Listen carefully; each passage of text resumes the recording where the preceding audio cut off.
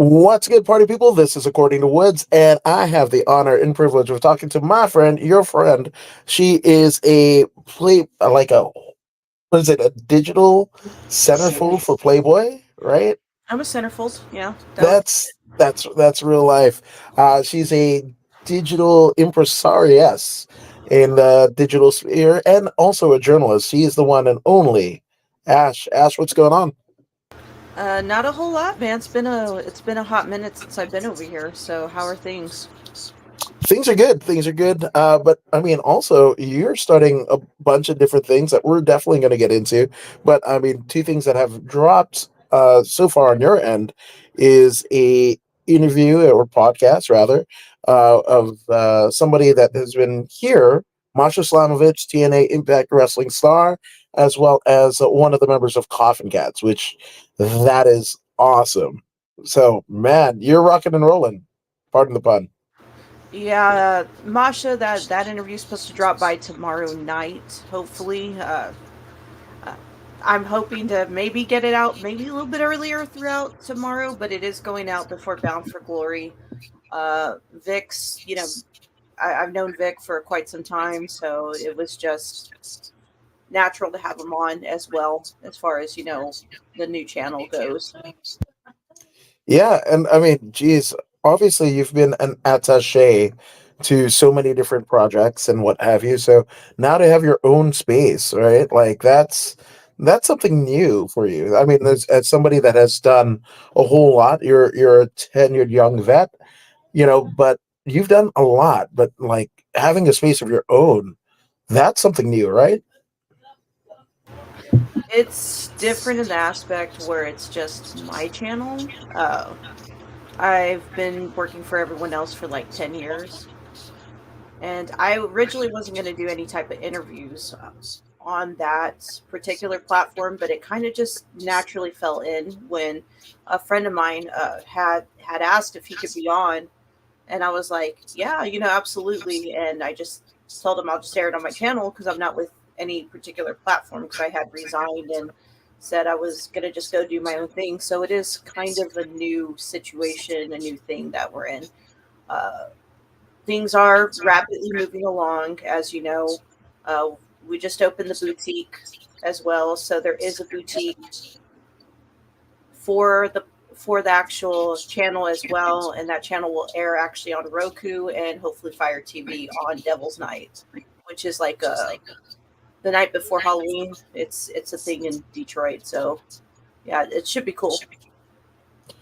No, absolutely cool. So it's just wild, right? As a creator, right? A content creator, to have these ideas in your head, right? And to see them come to fruition. I mean, that I know for me is, like pretty astounding, right? But for you, I mean, you have so many cool ideas and aesthetics. Obviously, your background, everything about you is just like, man, I don't know what Ash I'm going to get this time, right? But I know I'm in for a ride, right? So to have all these things, come to fruition over the course of your career, and then again to have your own thing, right? Not to be a part of another deal. And I know that had to be kind of weird. Like, I'm not a part of anything, but you still want to do it. That has to be gratifying, right? Yeah, well, I kind of wanted to like, how do I say this? I wanted to do my own thing for a long time. This was the first time that I was like, hey, if I don't do it now, when am I going to do it? As far as interviewing and everything, I'm kind of honored in the aspect that people still want to, come on, or they reach out and they want to go ahead and like, you know, be a part of something that is completely different than what I originally was when I encountered them the first time, like around, if that makes sense. I think it does. I think it does.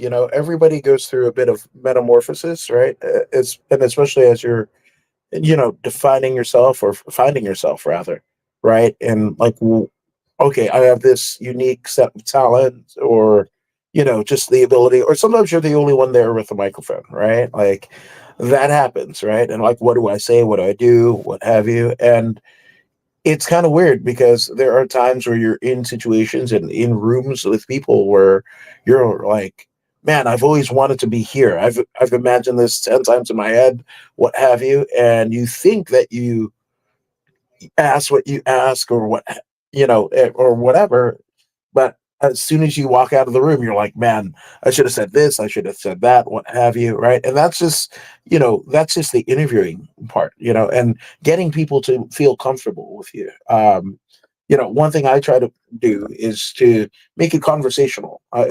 I'm not a media guy, so let's just get that out of the way. I'm just a dude. You're just, yeah, who you are, and we're just talking. That's it, right? That's the genesis of it, right? But then you have so many other things, so many other artistic endeavors, right? And you present it to them, and they like it. It's I kind of feel like we're gonna get into some Alex Shelley talk, but I think we'll save that for later, a little later. I mean, we don't really have to. I mean, his plat. Oh my God, my platform. It really doesn't have uh, much to do with anything pro wrestling. But I will say this: as far as when it comes to pro wrestling, uh, I have agreed, to have more talent on. So that is one thing that was actually suggested from my community. It's a brand new community. It's a mixture of my old community, uh, or my current community, with a newer community. So we're getting some new people. We got some new subscribers. We got some new followers, which is cool from all places. And one of the things that they requested was they wanted to learn more about pro wrestling in the aspect of, what talent would be right for them or would appeal to them, or can you have people that, we can check out, we can see what they're up to. So Masha is the first pro wrestling interview that is going to air on my channel, which is Death Arts 13. That's the number 13. So if you subscribe there, you follow, you can also go to the website, which also will lead to the boutique and my sponsors, which is Death Arts 13. That's, 13.com as well. it, it's It's wild, wild, right? right?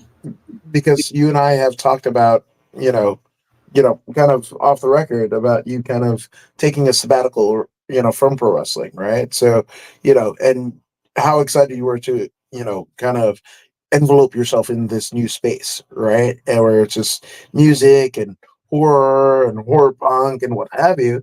And some of the aesthetics or, some of the, I guess the carryovers, from wrestling, which is, as you and I both know, it can be a very fervent, community, right?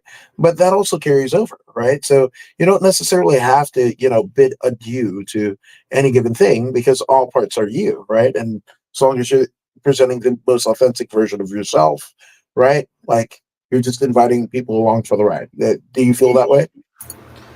Pretty much in that aspect. Uh, when I built this platform, I will say it is goth and it is horror punk powered. So it very much is powered by the horror punk community in the aspect of who's viewing it.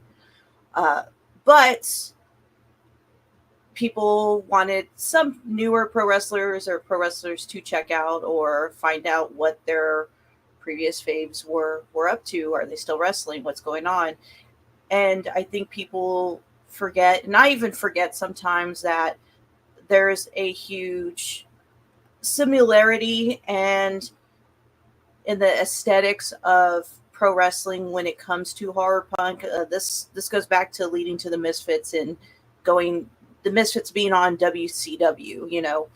This I felt like maybe it was a natural transition to get that door reopened, and we can get some new audiences, you know get some new recommendations. So I was excited to take a sabbatical, which I kind of did. uh, am I saying that I'm doing a whole pro wrestling only platform? I would say not, because like I said, it's very much powered and influenced by the gothic alternative horror punk subculture. Yeah, absolutely. No, but it's funny too because especially, Masha grew up in the Northeast, right? The Misfits, the Ramones, they all came, come of age in New York, right? In the grit and grime of New York. And I mean, it's funny, there's a lot of stuff going around with the McMahons, with the Mr. McMahon documentary on Netflix and what have you.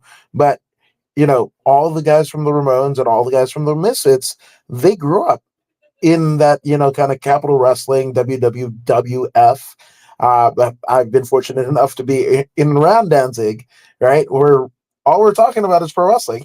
Like, and Bruno Sammartino and what have you. And you see how it does fit the aesthetic. And you did mention about, like WCW, right? The Misfits were there, ICP were there, yeah, Insane Clown Posse. Who else was there? Kiss was in WCW, no limit soldiers. So wrestling kind of takes the backdrop of like what's going on in the world and kind of borrows from it and what have you. I think that's when wrestling is at its best. Yes, and I felt, I will always respect and love TNA wrestling. Every opportunity that that company has given me, I am eternally grateful. When they didn't have to give me any opportunities to interview their talent, uh, I'm very fortunate enough to attend their shows. Very fortunate to have friends that still work in and out of the business, because all because of TNA, which was Impact at the time. And I think people forget the roots of, uh, when we talk about TNA. TNA has always been inclusive when it came to the type of talent they had, and this is very predominant as far as punk rock, goth, and hard punk culture. We can list a lot of people. We can list Sammy Callahan. We can list Frankie Kazarian, Kaz. He's doing some awesome shit there too.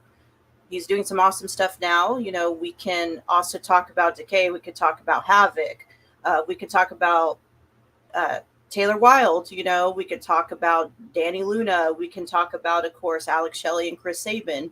Uh, these are all predominant like influences that are based off of subculture references. So it is a natural transition. If we talk about going back to Danzig, Alex Shelley wears the Captain Harlock logo, which a lot of people don't realize that's very much I guess we could say it's a very much like a tip of the hat to Glenn Danzig for wearing that and bringing that into the Misfits and creating horror punk as to what we know it now. I think it's epic. Representation matters. It absolutely does. Um, and then we'll get off of it. But something that has happened in the last week or so, as we're filming this, the Motor City Machine Guns, that includes one Alex Shelley and Chris Sabin, right, former TNA World Heavyweight Champion. They just debuted, went straight to the main roster, debuted for SmackDown. I want to get your thoughts because I saw it on your socials, but now I have you here, so there's no better time than now. But what did you think of the whole thing? It was something I had been anticipating and waiting for a while. I just wasn't exactly sure what the debut date was going to be. The debut, oh my gosh, I can talk. The debut of the date was going to be. I'm kind of glad it happened sooner than later. I'm very happy in the aspect that they didn't change their aesthetic.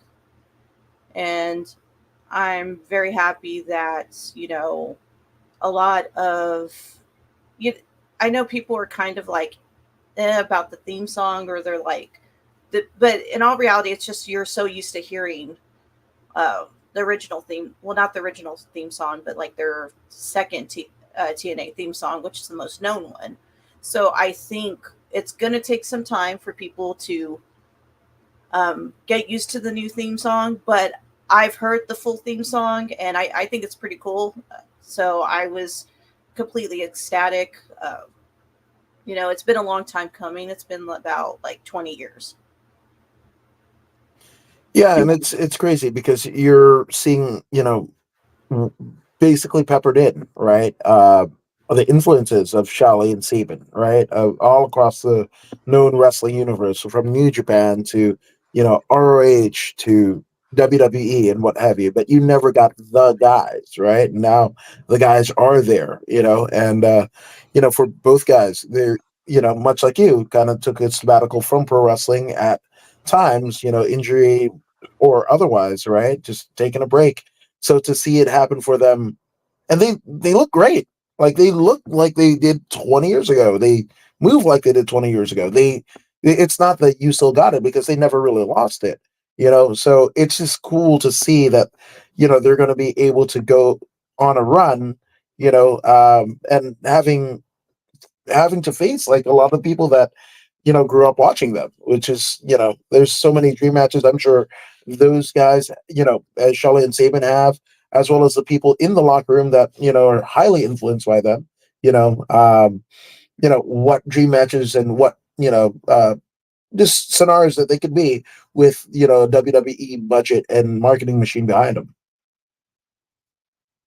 Yeah, I can't, necessarily speak for either one of them, but I think it's just about time. I don't know necessarily how long they'll be there, but I think it's a perfect time. So everything's, kind of come full circle. I guess we can say that. One would even say it's a perfect circle. I know it's not horror punk, but there you go. I've actually Uh, seen Perfect Circle before in concerts. okay, I've seen so them. it charts. So it charts. I mean, I mean, since we're talking music, I mean, like, what did you expect, and what did you get out of the concert? Or what era? I saw Perfect Circle like when I was in middle school, so that was like 100 years ago. Like I'm pretty ancient. Uh, I don't remember much of it, but I did go with a friend of mine because she was a Perfect Circle fan. Okay, that's I mean, there you go. That's a Yeah, perfect circle to the perfect circle reference. I feel like yeah, that's no, right. but seriously, that's the only reason why I went. Just like when I first saw OTEP, a friend of mine wanted to go, so because she loves OTEP, so I was like, okay, I'll go with you. And a friend in need is a friend indeed. I feel like that's right. So okay, so kind of sidetracking away from the pro wrestling deal. Sorry, guys, but I mean, the the need to start your own community. Like, where did that come from? Was that something innate in you? I kind of know some of it and what have you, but like, for in a lot of ways, this is the first time since you've launched your spaces that you're speaking about it and the genesis of it. So. Uh, with as much as you want to get into it. Talk us through it. Oh God, I the need to build my own community as far as just in general, or was I like on a mission or a goal? Is that what you're asking? All of it and none of the above, I guess, or all of the above, I would say. I I've always one thing I learned being as far as like in the TNA community. I always say this, that community is everything. Community is important in any aspect because people want to feel a part of something. Unfortunately, sometimes even people will be a part of something negative to feel a part of something, even if it's not accurate. They'll jump on it. People are gonna like what they're gonna like regardless of what anyone says. And that's just human nature in that aspect. Uh, I feel the need as far as to develop a community. These were a lot of the things that I'm doing now, as far as with building my own community outside of any of the wrestling platforms I was at. They were ideas that I've always had, and they always got shot down. Didn't matter what platform I was at. They were like, "Oh, that's not going to work." It was just kind of, I felt that, and this is not to talk bad or negative about anyone. Hey, everyone's got their ways that they want to do things, and that's cool. That's just how they are. But people don't, they were kind of very much set in their ways, in my opinion. Like they had no interest in growing outside of their box. So a lot of the things that I'm trying now with this platform by myself is ideas that I've had over the past 10 years, uh, to interpret expanding, through Roku, Fire TV, doing other things with YouTube, doing different things when it came to interviews, the lyric videos, just creativity and art stuff. When I decided to take a break from pro wrestling, I went back to my old community, which is the hard punk community. I wanted to see who was still there, who was still around, what was going on. And there was a lot of music, there was a lot of bands coming out. Same thing in alternative culture and goth rock and just everything that was going on. But strangely enough, I felt like there wasn't really a platform. I mean, there was platforms, of course, but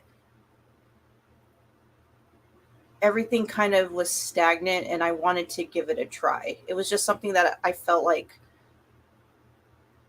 to give back in a way, because I always felt like, well, you take from the community, you got to give back to the community, which is why I always say community is important. So there's all this music coming out from people that are still very much around, but there's a lack of growth in a lot of places, but there's also opportunity.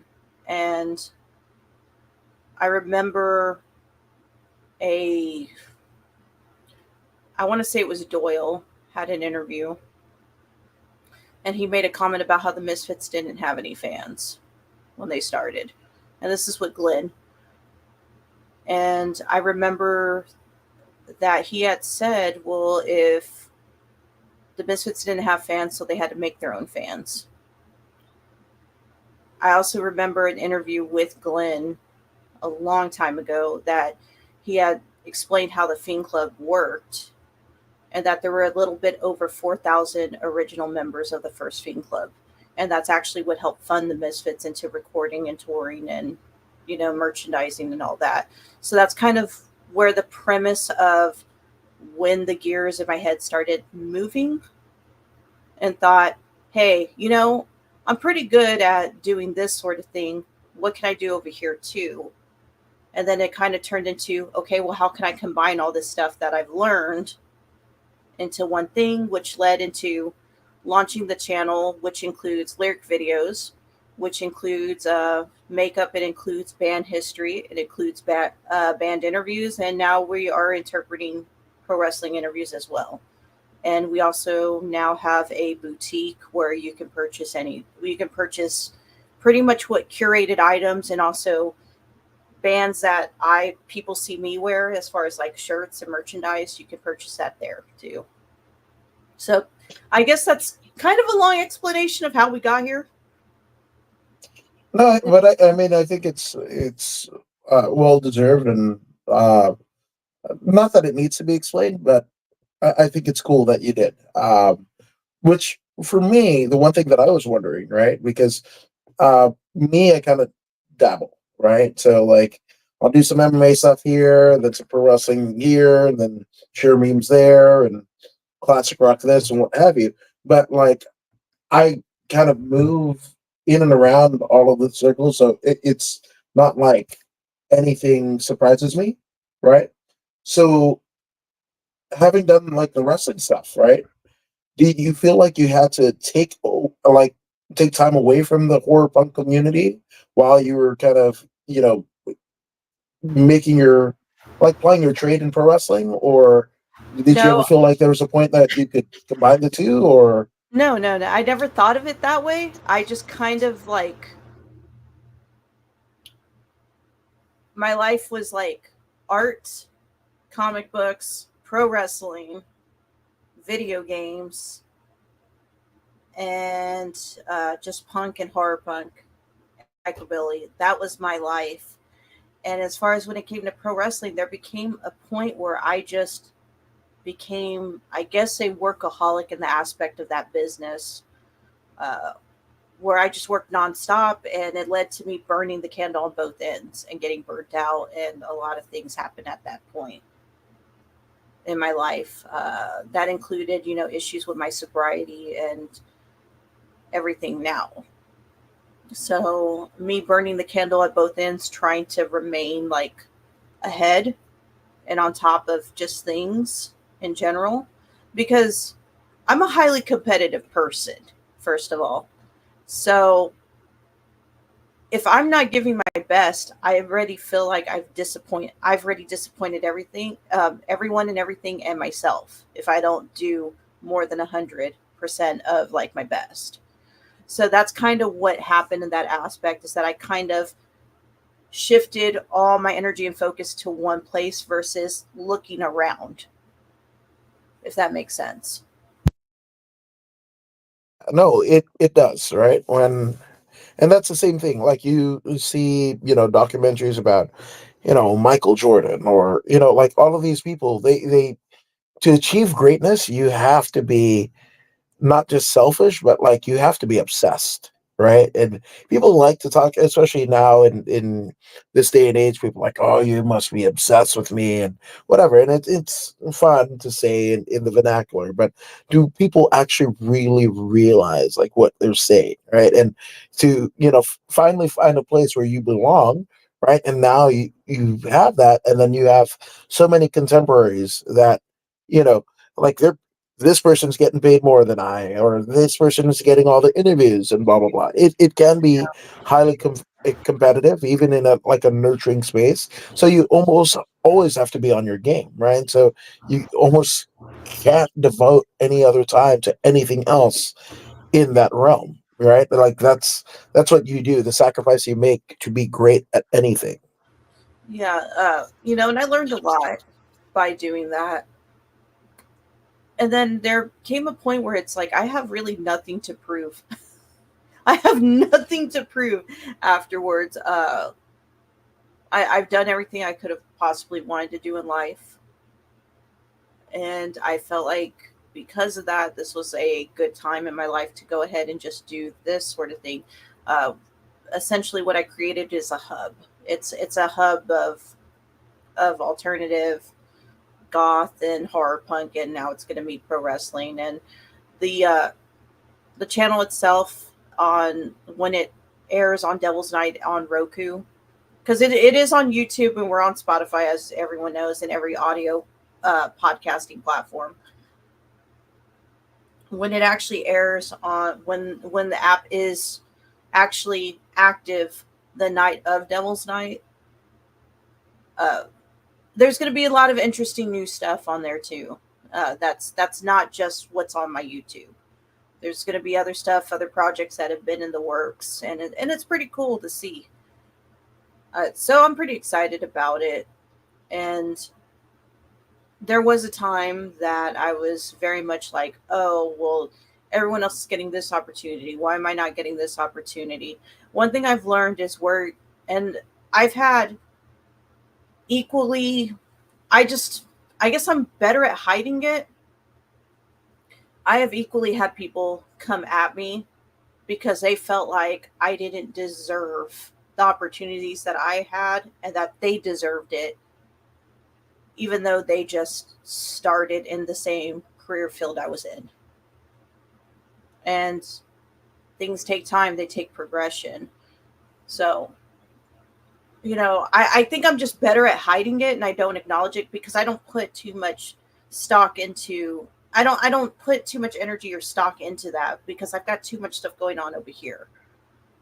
So, regardless if but I've had people feel that way and I just block them because there's no point in me even helping you because you're going to automatically assume that you are right in the aspect of how you're doing things. But one thing I've learned is that people tend to project how they feel. So I try my best to not really tell them anything or say anything because at the end of the day, I know it's not necessarily me. They have something else going on in life.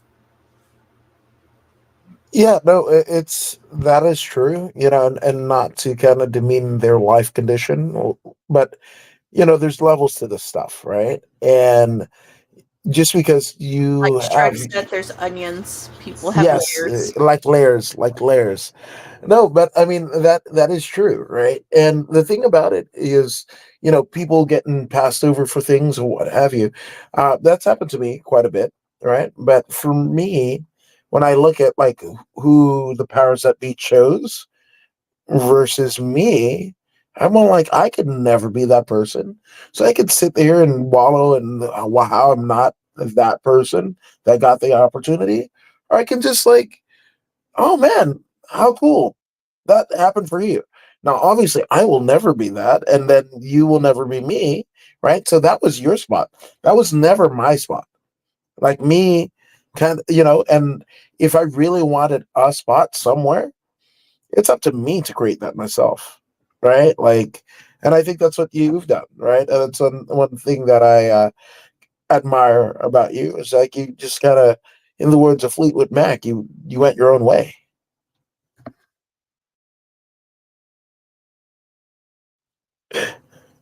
I guess I lost that Fleetwood Mac. No, no, I'm trying to share the link. So That's okay. I thought I could because I was like I should probably do that, but It I was happens. a little late. But anyways, I'll share it when it's done. Uh, no, It's fine. I, everyone, I will say this: everyone that is in any type of sports sports journalism business has felt that way at one point. My favorite saying that my sister actually said was, "Hey, everyone's had a bad gimmick at one time, even Kenny Omega." oh, don't get me started on that, gentleman. Oof, oof. I like I, I, Kenny. He's a nice dude, but I'm I'm just sure saying, he's like, nice. but we're just saying, like, everyone's had a bad gimmick, so it's like, Oh yeah, no, at least at absolutely. one point.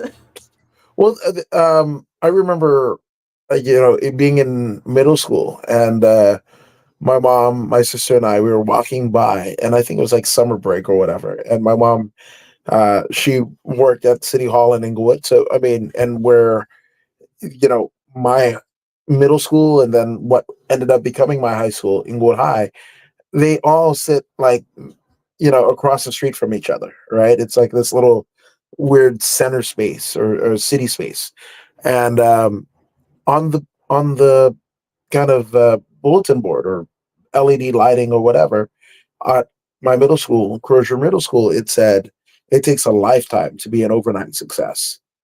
And I remember my mom just looking at me and my sister and we're like, that part, that Yeah, part. that is true. And yeah, and that's all, it doesn't matter how long it takes, what the destination looks like in your mind. And, don't be afraid to go on side missions because, man, the lessons that side missions will, deal you is incredible. I think at times could be more impactful and powerful than any given thing that you thought went your way, right? In fighting, right? There's people that learn more from losses than they do from wins because you will an- antagonize that mistake that you made.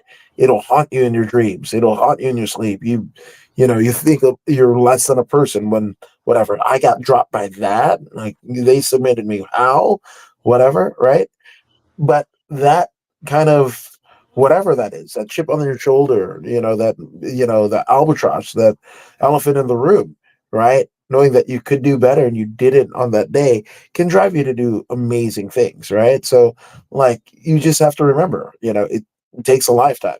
Everybody that has been anywhere, of a higher echelon had some sort of, am I going to do this? Like, is this real? Is this, maybe I should become normal? Like all of those self doubts. What do they call it? Imposter syndrome, if you will. But that You're always means that's, afraid that the fraud police is going to come and bust you for something. Uh, that's essentially what that is. Uh, I actually read that in a book once that musician, Amanda Palmer said that in her book was that she was always didn't matter how much success she had, you know, with her music, all of her projects and stuff. She always was afraid that the fraud police was going to come at you and tell you, like, you're a failure or you're wrong. And that's, my biggest thing is, I, someone had asked me, like, remember I did an interview a couple of years ago, and someone had asked me, like, how do I just keep, like, just getting up and doing everything, doing it over? I take it back to, like, what I heard Henry Rollins say, which is, you get up every day and you kill it. You just get up and you kill it. But my biggest driving factor in my life, and this goes to high school, college, well, art school, uh, comic book industry, going into the journalism, pro wrestling interviews, pro wrestling journalism. The biggest elephant in the room for me, the, like, I guess what's on my back, the chip on my shoulder, is like proving people wrong. That is like the biggest thing for me, is proving people wrong. You're going to tell me I can't do this. You're going to tell me I'm not good enough for this. Well, I'm going to eventually prove you wrong. And that's how I got into a lot of stuff. And that's why I say usually it's by accident. Uh, I didn't necessarily, I guess sometimes it bothered it, not sometimes, it did event bother me back then. It doesn't bother me anymore because I don't care. Which was, people assume that because I don't post certain things on social media, like the negative aspects or the issues that I went through growing up, that I must have a perfect life or things must be perfectly going well. And the fact of the matter is, we just post what people, what we want people to see, and that's everyone. In high school, people didn't fucking really like me, and now, like, sometimes I run into people and they want to pretend like we were friends, and I'm like, we weren't fucking friends. Um, but, like, can I say fuck on here? Because I've been saying fuck, but You can anyways. say whatever the fuck you want. How about that? Okay, thank you. Um, I mean, I was a weird chick. Like, literally, I was fucking weird. I was goth. Uh, my favorite band was The Addicts and Lower Class Brats, and I loved The Clash, and I loved the film A Clockwork Orange, and I liked pro wrestling. I liked Ring of Honor, so you can imagine how fucking weird I was. Um, did I have a handful of friends? Yes, I did. Uh, Predominantly in that scene, in that music scene, or that subculture scene, which leads me to here, like, one of my favorite bands was Social Distortion, still is to this day. Uh, so yeah, like, that's how I kind of ended up doing whatever. It was, it's just the biggest, like, I don't know if it's necessarily like a burden or a curse, but it, like, on me, but it's like I'm so destined to prove people wrong about something. And that has to do with every idea that I've had that got shot down, that I'm actually putting it together and combining it now. And it seems to be working out, which is pretty cool. Yeah, fuck yeah, it's cool. Which, again, relying on others, right? Being on other people's platforms and having, kind of a rubric that they would dictate to you. Um, I often hear it, with, people that were a part of bands, right? And then they go solo, right? Where, man, I had, the whole group behind me or whatever. Now it's just me, and if anything goes wrong, it's me. Everything goes right, it's me. And that's awesome. But everything that goes wrong is me. So kind of forming your own community, right? In this new endeavor, right? And one that you in your heart had always envisioned. I Um, I wanted a is it community that, if I was me, like back in high school, that weird fucking girl that loved Alex Shelley and loved A Clockwork Orange and loved TNA and Ring of Honor and loved all these fucking bands, would say, like, hey, this is pretty cool, and there are other people like me. That was like the whole point of me making a completely brand new community. Uh, Nothing against the ones that I was at, I was in. It's it's just that I wanted to build something. I wanted to build a hub that was pretty fucking cool, and I think this is pretty fucking cool. And everyone's been telling me like, hey, this is like really cool. Like, why didn't you do this before? Simple fact is, I didn't have time because I was a boss, like at different places. So there. If I was an Yeah, agency, like this place is cool, like this is a whole genre. Like I didn't know this was a whole genre. I didn't know this was a whole thing. no, absolutely. And I mean, you don't know unless you try. But do you kind of feel like it's weird that you have to do all the stuff? You don't have a team behind you, and you're kind of like, yes, you're making sure your visions are realized, but also like there's no fallback plan. You are the failsafe.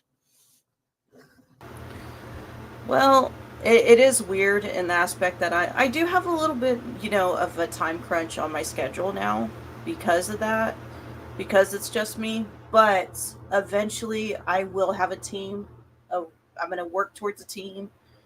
Right now, like I said, the boutique's going on its own. That has its own. That actually has a team over there. Uh, because that boutique's based in it's based in Michigan, so that's where the boutique is.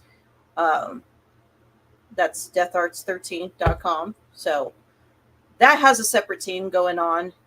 But as far as the digital content, the the app, the apps being built, the channel being built, that's all me by myself solo.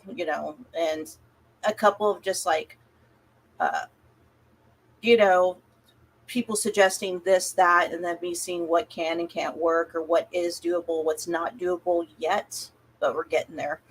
But eventually, the channel itself, hopefully, I'm hoping by next year I will actually have a team by then. But right now, the store, the boutique itself is the only one that has a team. So yeah, it is weird. It is weird because I don't have like an assistant. I don't have anyone doing anything really. Now, what have you, if anything, have you learned about yourself kind of going through this process? Uh, I could be better at time management. I could be better at time management. That's for sure.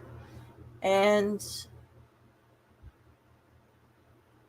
basically, that I mean, that's really it. It's time management. I could do better, but I'm getting there. So that's what I've learned is that I'm not very good at managing time by myself. I guess that's fair. Um, what aspect are you the most proud of? I mean, I know we're so early in the game, but like, again, even realizing, they say the first step of, recovery is admitting that you have a problem, right? So you're like, oh, it's time management. I'm guilty of that as well, right? So, like, what has been the most like rewarding part at this juncture where like, man, this is what makes it all worth it. Just how many people have reached out and said, "Hey, we still want to be a part of your life because you're even in this new adventure." So that was a big surprise to me. That people were like, "Hey, I know this is new, but we still want to be a part of it. If that's cool, we still want to come on. We still want to have our music on there.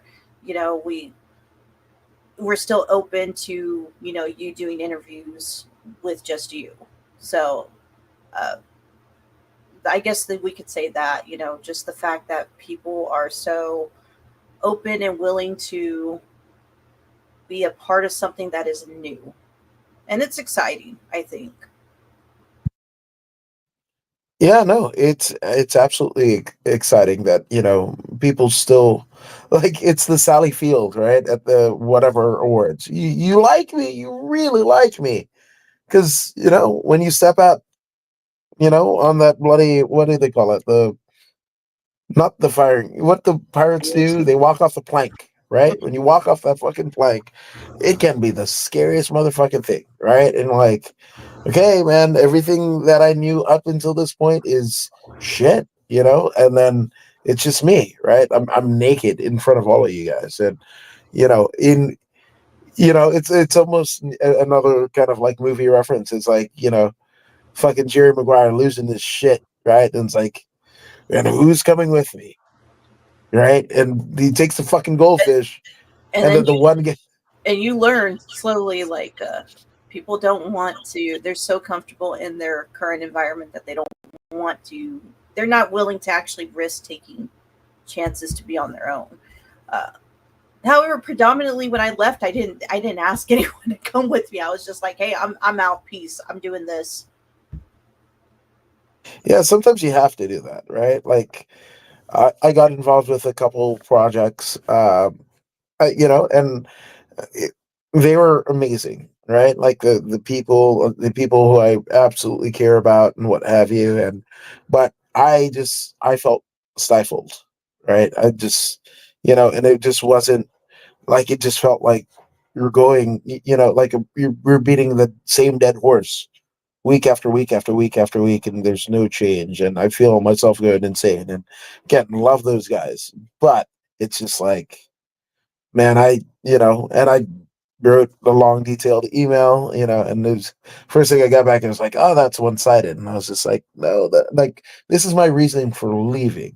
Right. And maybe it's not cool that, like, didn't give him a chance to rebuttal, but like, for me, I'm all like, use this, like, whatever, not animosity or whatever. Hopefully there's no animosity, but like, use this as catalyst, as the emphasis to propel you to where you need to go. Because like, I felt like I was bottlenecking their creativity, right? And they wanted it to be something different than what my skill set is capable of, right?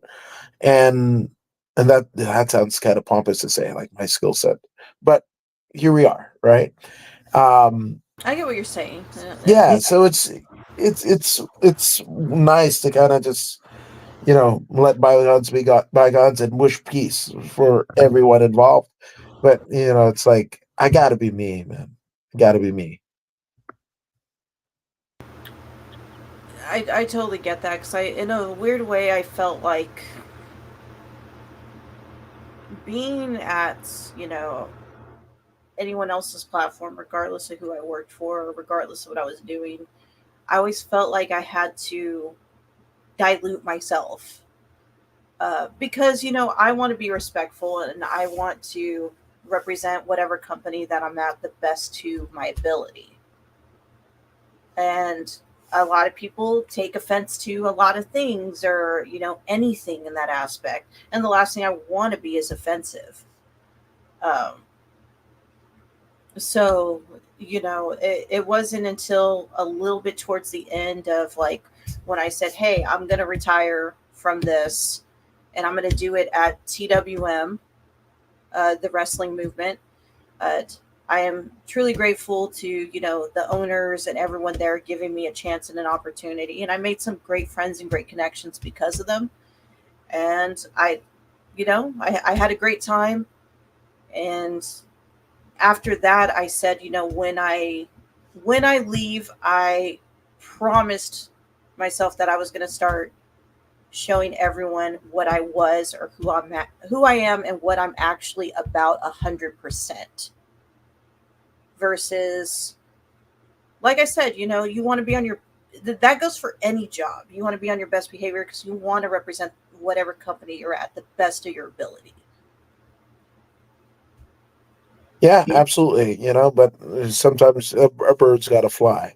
But speaking of things that are flying, right? Because I'm sure you're getting infiltrated with a bunch of, like, cool music and ideas and what have you, and things that are going to serve the channel and the platform well. So without telling us, like, too much, right? But I mean, what can we expect coming down the pipeline? Well, we've got some older punk rock bands that are coming on. We definitely are going to have some more TNA people on. We're going to have some other wrestlers that are not in TNA that are going to appear eventually. October was a big month because it's the month of Hallows Eve. It's the month of Devil's Night. It's the month of Samhain or Samhain. So it was a big month. That's why I wanted to get this app launched as well. But we're gonna have a big December for the holidays. We're gonna do a whole Krampus thing. So we're gonna have a select amount of featured artists curated and picked for that month. I already, I'm already working on some contacts, some in the horror rock scene that are not just in horror punk. So we're working on. Well, I'm currently working on that. It's a matter of scheduling those time frames. I usually with artists that are that much on a larger scale, I tend to give them about a month to plan ahead because it's based off of whatever if they're going to be on tour, if they're not going to be on tour, if they're going to be overseas or not. So this month, the main featured people for October was Vic Victor of the Coffee Cats and of course Masha Slamovich. So those were our main features for October. So that's what we have going on. I am working with another PR company that is that I've worked with before, so I'm continuing some work with them. They have access to like uh, you know press stuff like with the Damned, Creeper, uh, the Black Veil Brides. They've got access to a lot of that PR content from them. So I'm going to be doing some stuff with that. Uh, I did recently start something that's going to pick up as well, which is like 60-second band history, just a brief introduction of whatever band. So we're doing that. Of course, we're still going to be doing vlogging. I have some travel that I'm scheduled to be doing, so I'm going to be doing travel vlogs again. And yeah, that's where we are. We're also doing films as well. That's going to be coming out too. You're going to see that on Devil's Night, on Roku, on Amazon Fire TV. That one might launch like a day late, so that one might be on Day of the Dead, but the Roku one will be up automatically on Devil's Night for sure. So we got some cool stuff that's over there that has to deal with film and more lyric videos. So yeah, and we're gonna be doing some more stuff with We Are Horror Records. I say we, but it's me. It's me. But I'm so used to saying we. Yeah, we're gonna do more stuff with We Are Horror Records, and I'm gonna look into some other bands that have reached out too. So we're gonna probably predominantly go into like the psychobilly genre as well. So hopefully that wasn't too much, but that's what's on the agenda. That's what we got planned. I love it. I absolutely love it. Uh, Now, one thing that I want to ask is, in terms of like getting this new music to you, right? Like, what mediums can one go if you're a kind of horror punk, or you think like I might be the sound that Ash likes, right? How do they go about getting the music to you? They can. A lot of people just DM me. Sometimes I don't get to them right away, but the best way is just to email it to me. Email it to me at arosecpe, that's Charlie Papa Echo at gmail.com. You can also email it at deathartsxii at gmail.com too. So you can send it to either one of those emails, or you can DM me. I'm just going to tell you right now, it might take me a little bit of time because sometimes I don't go through my DMs. DMs can be a scary place. I feel like that's right. My DMs are memes. I'm so proud. Like whenever like it all goes down in I the do DMs. As a meme, you know that. yes, I know. Like And some of them my are people. great.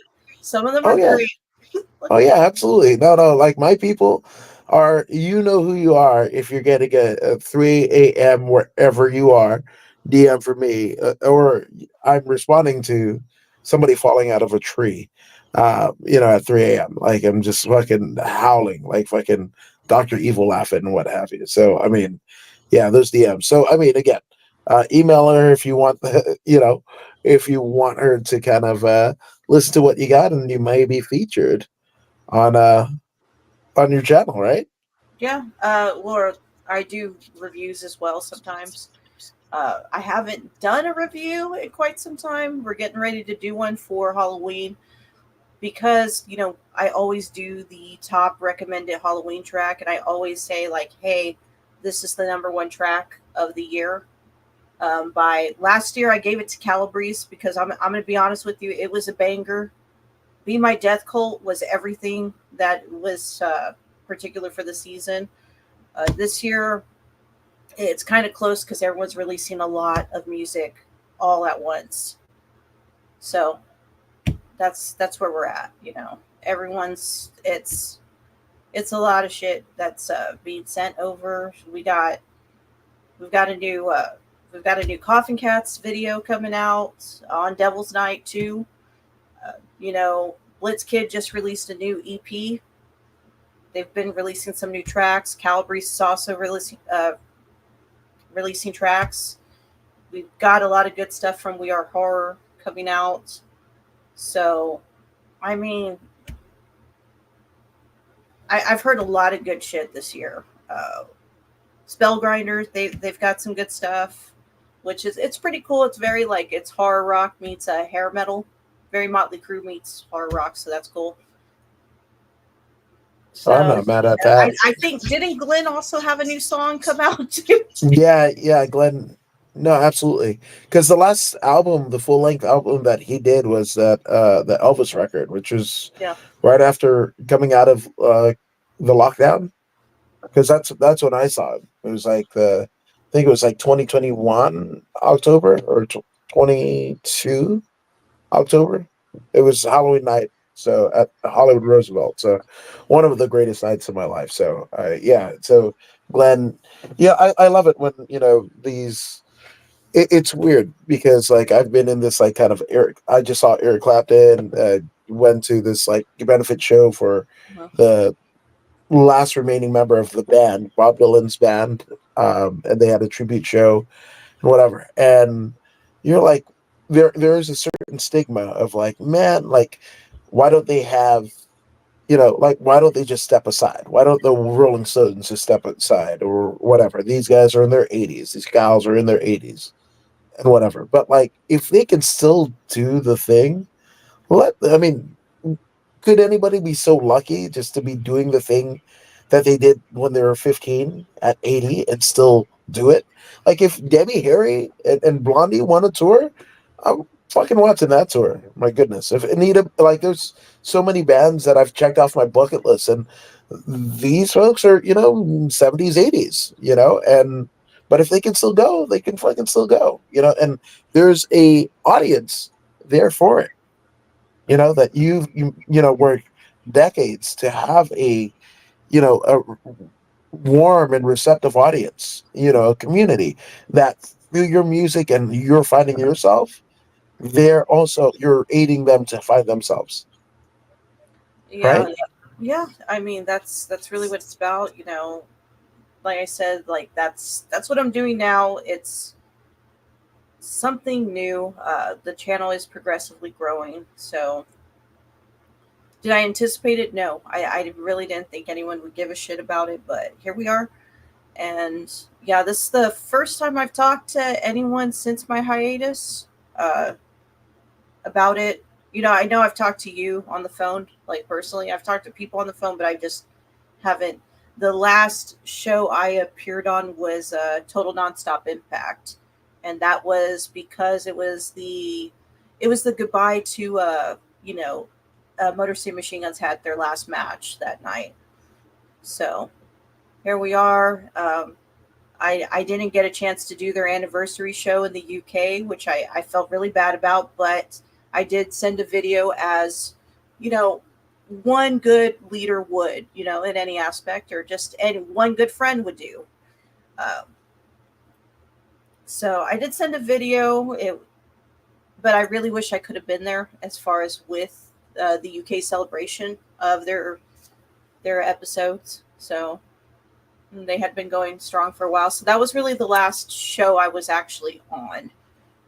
I hadn't really attended anyone else's show, so I'm of course. super honored, super honored. I mean, obviously, every time I get to talk to you, on air or off, it's a pleasure that I don't feel worthy of. But we'll get there. We'll get there one day. But I just speaking love of, it out like everyone else. Come on. I appreciate it. Now, I guess one last thing before we go. To quote Hoobastank, but what do you think that people have misconceptions of like the horror punk community or the community that you represent, horror punk or not? Well, in any community aspect, I wouldn't say I necessarily represent it because there's a lot of people in it. Uh, Misconception I would assume would be that it's one particular sound, that it's a doo-wop sound. It's evolved since then. We can even there's so many subgenres that have been influenced because of that, and I think also that the Mike Graves era was great of the Misfits. I think that's a misconception. It was good for what it was at the time, but it wasn't. I didn't think it was all that. But maybe I'm just biased. Um, and that it's predominantly a scene that's dead. So, and it's not. I remember a friend once told me like, it's horror punk. We don't die. We just reanimate. So here we are. We're starting a brand new wave, and that's where we're at now. Same thing with TNA. TNA starting a brand new wave as well. It's getting there. The shows are getting better. Bound for Glory is estimated to be their top selling pay per view or uh, you know premium live event in a long time. So everything's positive. Everything's in the we're just getting there. I love it, man. Getting there, that's half the journey. Now, obviously, you've been in many places, many circles, but you couldn't have done it without people kind of ushering you to success. So, I mean, especially as you start out and trot out in this new endeavor, in this new space, let's get some shout outs of the way of people who have supported you in everything that you do. Everything. Well, it's definitely got to go to Frenchie Steph from France. I met her. She was like one of the best editors. She taught me everything I knew.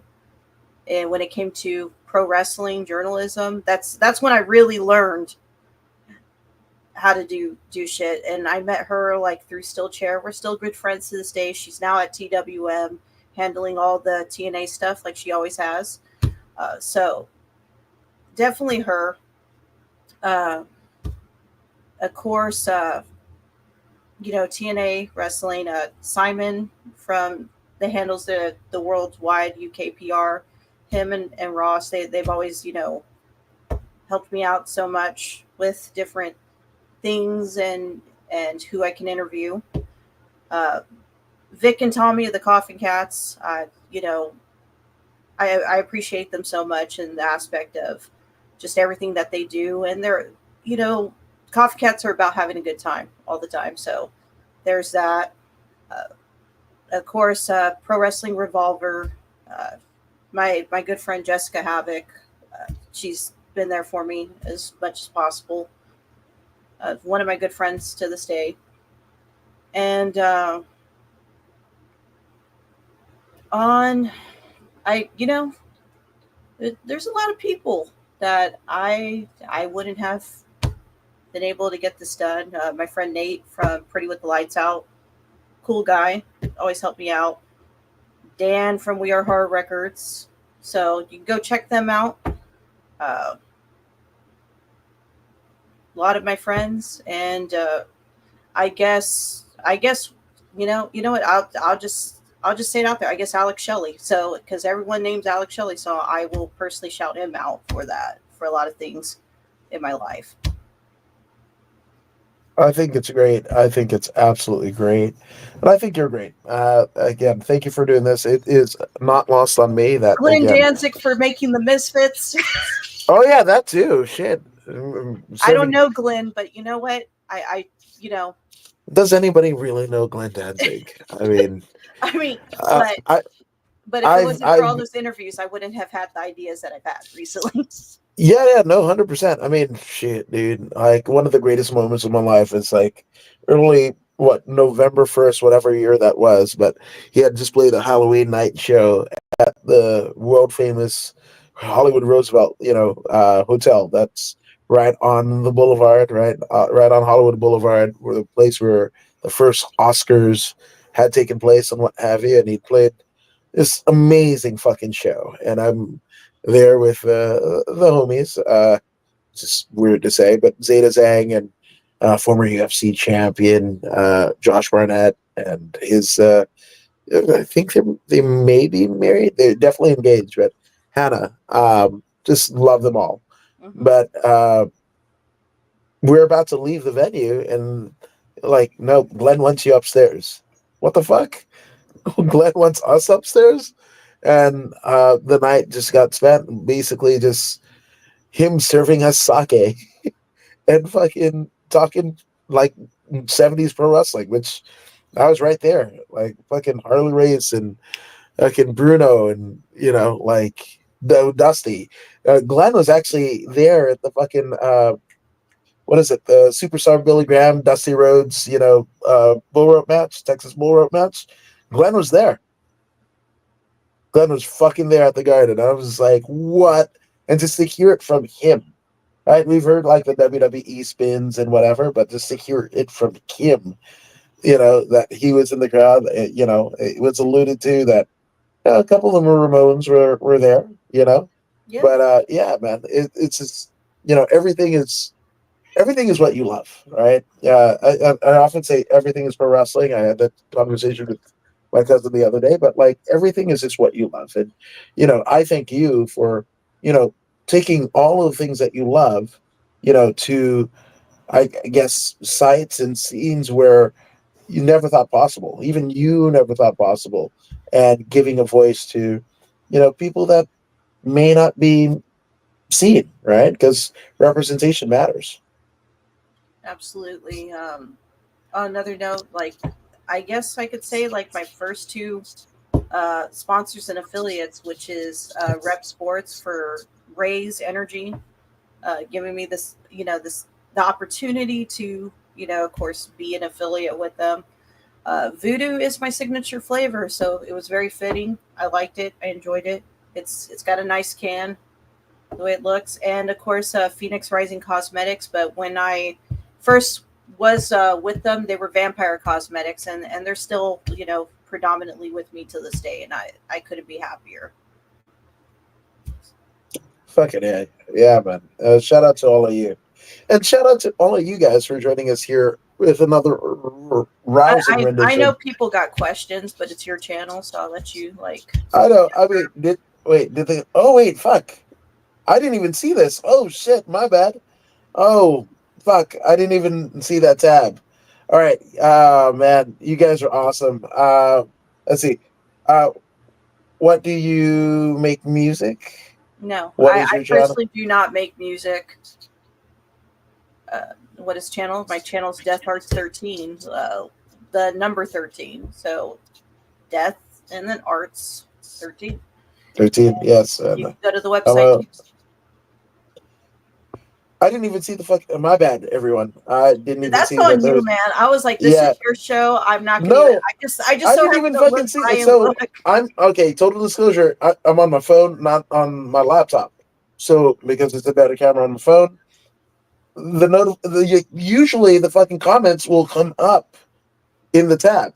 It didn't. So my bad. This is on me, guys. Yeah, But but yeah, love you. there you go. Yeah, that's all me, dude. But again, thank you guys for joining us here. with another rousing rendition and comment less version of According to Woods. And The comments in Ash, though. yes, all the comments there. And where can people find you? What I mean, we've said it once, but it bears repeating. Where can they find you on the socials? You can find me at all socials. That's Instagram, Twitter, or X, whatever the fuck you want to call it. But it's still Twitter to me, bro. Facebook at Ash. No, no, sorry. Take that back. It's at A Rose Distortion, like the distortion pedal, like this social distortion. So A Rose Distortion. The channel, you can find it at the website at Death Arts 13. That's the number 13.com. That will take you to the boutique, which is like my separate store. And you can find some kick ass band merch there too. And it'll also take you to the YouTube, or you can just go to YouTube and type Death Arts 13. That's the number 13. So Death and Arts. ARTS. All hints in the name, you know how I came up with that name? How? Uh, Believe it or not, the tarot card, the death card, is actually the number 13. And technically, my name is Ash Rose 13 XIII, like Roman numeral. But now Mm-hmm. people know me by so many different names that I just say, just call me Ash. But Ash Rose is what it is. Fuck yeah, man! I think that's awesome. That's I'm also awesome. on Cameo too, but I don't use it. Okay. Well, I mean, it's all the things, and also I have linked all of the things right here in the very description. So if you're watching this here, you can find out ways to get a hold of Ash Rose. Which, oh, that didn't sound right. Get in contact. That's what I'm saying. Right. That's That's what I'm fine. saying. I didn't take offense. I knew what you meant. The people Okay. Cool. Because somebody's gonna be weird about it. And I'm like, they said grab her. I was like, no, I didn't. You fuck. And then they'll play it back to me. I was like, son of a bitch. Could have used my words better. But yes, thank you guys for joining us here at According to Woods. And if you haven't already done so, go ahead and like, share, and subscribe to the According to Woods podcast on Facebook, YouTube, Twitch, and Twitter, X, whatever the fuck it's called. I mean, Twitter Ash, yours, yeah, it's one of them. But Ash, you're a subscriber, aren't you? Yeah, yeah, I am. On all of my channels. Yeah, all of them, all of them. So Oh, be like Ash and be like me, because it's not nepotism if you want yourself to win, right? And go ahead and subscribe to the podcast. But if you don't believe me, you don't believe Ash, and I don't know why you wouldn't. Well, here's Pro Wrestler Zeta Sang to help convince you. Hey, this is Zeta Zhang. Make sure you subscribe to According to Woods YouTube.